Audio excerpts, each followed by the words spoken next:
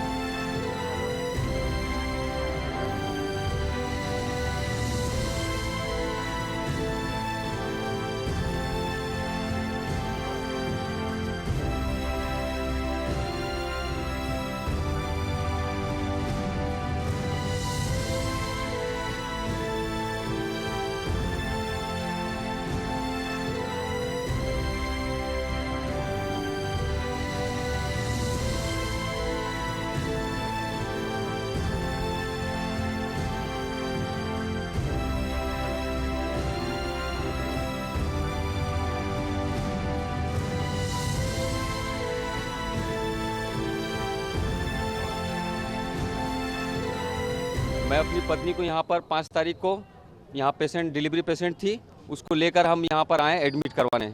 Admit होने के बाद में 5 तारीख, क्योंकि 5 तारीख के दिन में मेरी वाइफ का पानी चालू हो गया था। पानी चालू होने से वो मैं जहाँ अगल बगल पूछा, बोला ये कंडीशन ख़राब हो सकता। और आंगनबाड़ी से मैं ट्रीटमेंट करा रहा था, वो भी बोली कि नहीं पानी चालू है तो आप डायरेक्ट आप LM ले जाइए। एम्बुलेंस को फ़ोन करने के बाद एम्बुलेंस आई और हम चले गए यहाँ लेकर आए LM। इस जगह पे एडमिट भी ले लिया। एडमिट लेने के बाद में किसी तरह का कोई उस पर ट्रीटमेंट नहीं। एक बेड के ऊपर में 4-4, 5-5 पेशेंट को उसमें रखा जा रहा है। किसी तरह का कोई सोशल डिस्टेंसिंग का पालन नहीं है, ना ही किसी तरह का वहाँ पर पेशेंट को किसी तरह का कोई हेल्प मिल रहा है। वहाँ पर अंदर में जाने के बाद में आया लोग वहाँ क्या कर रही है, 100-100 रुपये का एक धंधा बना हुआ है कि 100 रुपया का अगर जिसका आदमी नहीं है वो आया रखो, उसको 100 रुपया दो। और वो भी सजेस्ट कौन करती है, वहाँ की नर्स करती है सजेस्ट कि 100 रुपया उसको दो। उसके बाद में भी किसी पेशेंट का अगर आदमी भी है तो भी 100 रुपया दो, क्योंकि फिर उसके बाद करेगा कौन। और एक चीज़ मैं बता रहा हूँ कि उस पर और एक चीज़ है कि अगर वो किसी को नॉर्मल डिलीवरी हो रहा है तो उसका 370 रुपया रेट है। अगर वो हो रहा है अगर डेथी करके तो 470 रुपया करके एक रेट है कि जब वो डिलीवरी हो जाने के बाद। तो ये तो था वहाँ पर, फिर भी हम चलिए हम उस पर हम नहीं ध्यान दिए, लापरवाही। अपना पेशेंट को लेकर हम परेशान थे। मेरी पेशेंट को 3 दिन से पानी हो रहा था, ये लोग किसी तरह का केयर नहीं किया। डॉक्टर के पास में जब मेरी पेशेंट गई है तो वो बोला कि देखने के बाद चेक किया है, चेक करने के बाद उसको उल्टा पुल्टा भी बोला, यानी जब डट के बोली है कि बच्चा पैदा लॉकडाउन में क्यों बच्चा पैदा करता है, लॉकडाउन में बच्चा पैदा करने कौन बोलता है। इस तरह का उल्टा पुल्टा डॉक्टर भी का कथन है। और सिर्फ मेरे परिवार के साथ नहीं, वहाँ सबके साथ में उस तरह बिहेव वो करता था। अब पता नहीं उस डॉक्टर का नाम मुझे नहीं मालूम है, लेकिन वो डॉक्टर है। उसके बाद में फिर कल जो डॉक्टर आया, मेरी वाइफ से बात हुई 10:30 बजे। उसको डॉक्टर आने के बाद में उसको देखा है, देखने के बाद में डॉक्टर से पूछिए तो डॉक्टर कल मेरी वाइफ बोले कि नहीं ये डॉक्टर जो था ये हमसे बढ़िया से बात किया, ये दवा भी दिया, बोला कि कल तक पेन होगा। बोला अभी बच्चादानी का मुंह नहीं खुला है, पेन कल तक हो जाएगा, नॉर्मल डिलीवरी। उसके बाद आज सुबह का टाइम में जब हम 3 बजे से लगातार इससे कांटेक्ट में है अपनी वाइफ से, वो हमको बता रही थी कि यहाँ पेन होना शुरू हो गया, उनको डिलीवरी लगभग लगता है 9, 10, 11 बजे तक हो जाएगा। तो उसके बाद में जब मैं 11 बजे जब अंदर घुस रहा हूँ तो देख रहा हूँ कि मेरी वाइफ बेड पे नहीं थी, वो डॉक्टर के पास में चेकअप के लिए गई थी। डॉक्टर वहाँ पर चेकअप करने के बाद में जब मेरी वाइफ निकल रही थी चेंबर से, तभी हम वहाँ पर पहुँचे हैं। तो अपनी वाइफ से पूछे क्या हुआ, डॉक्टर क्या बोला। और डॉक्टर जो अदर और किसी से सुन नहीं रहा, क्योंकि डॉक्टर और भी पेशेंट था तो हम सोचे डिस्टर्ब नहीं करें। मेरी वाइफ बोली कि सीजर के लिए बोला है, और वो कार्ड वगैरह में सब कुछ लिख दिया, बोला सीजर होगा पेशेंट, बच्चा ऐसे अभी होगा नहीं। तो सीजर के लिए सारा कुछ रेडी करवाएं, जो सामान उसने बोला कि ये सामान लगेगा, वो सामान लगेगा, ब्लेड लगेगा, साबुन लगेगा, सैनिटरी पैड लगेगा, सब मैंने खरीद कर लाकर वहाँ पर दिया। डॉक्टर फिर क्या बोला कि इसको क्या ऑपरेशन करने का या क्या बोला? सीजर बोला, डॉक्टर बोला कि सीजर करेंगे। अच्छा। उसके बाद सीजर का सारा हम वहाँ पर गए, नर्स भी वहाँ पर हमसे साइन करवाई कि हाँ सीजर होगा। सीजर होने के बाद में और फिर बोली कि ऑपरेशन भी करें।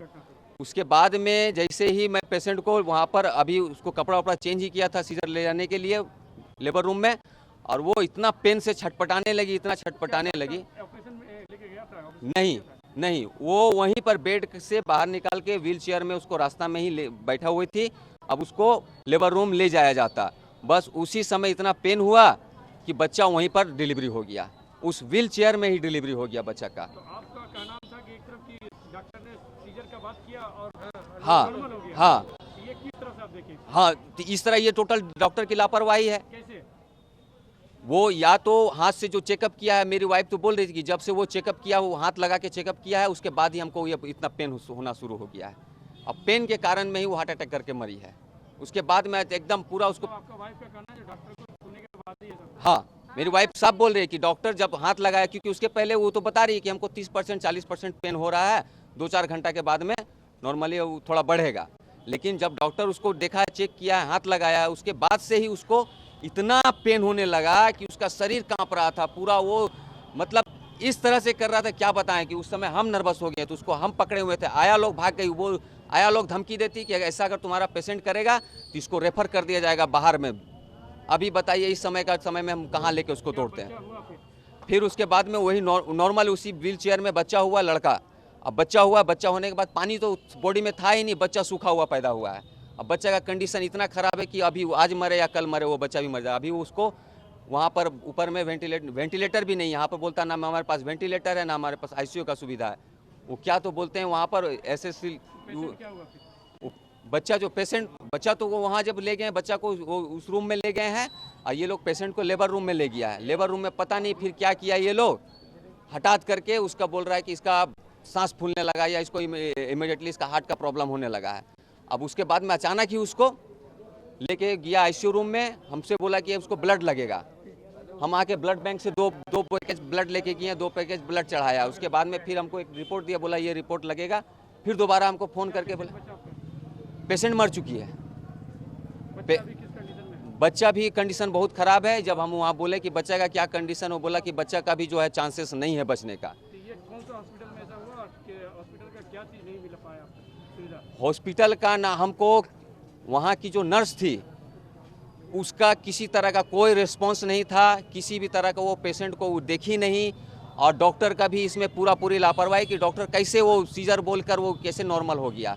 और डॉक्टर देखने के बाद में वो किस ढंग से देखा है कि उसको उतना पेन हुआ और उस पेन का दर्द के कारण से उसको ये सब प्रॉब्लम हो गया। इस पे डॉक्टर, वो नर्स, बच्चे के बारे में फिर आप जो बता रहे थे कि यहाँ पर क्या फिर उसके बाद जब बच्चा के बारे में जब हम बोले कि यहाँ पर बच्चा, क्या चीज़ सुविधा नहीं मिला बच्चा तो यहाँ पर बच्चा को बोलता है कि आईसीयू का सुविधा नहीं है, बच्चा सांस खींचने नहीं सक रहा है खुद, ना वो बच्चा चिल्ला रहा ना सांस खींचने सक रहा है। भर्ती किए थे? ये आसनसोल डिस्ट्रिक्ट हॉस्पिटल, कुछ भी नहीं है सुविधा। इसमें कोई अगर कोई सुविधा ही नहीं है तो फिर क्यों ये बोलता। वो हमको साफ बोली वहाँ की मैम कि हम लोग तो वहाँ नहीं जानते वहाँ क्या हुआ, यहाँ पर जो कंडीशन है आपका बच्चा बचने लायक नहीं है।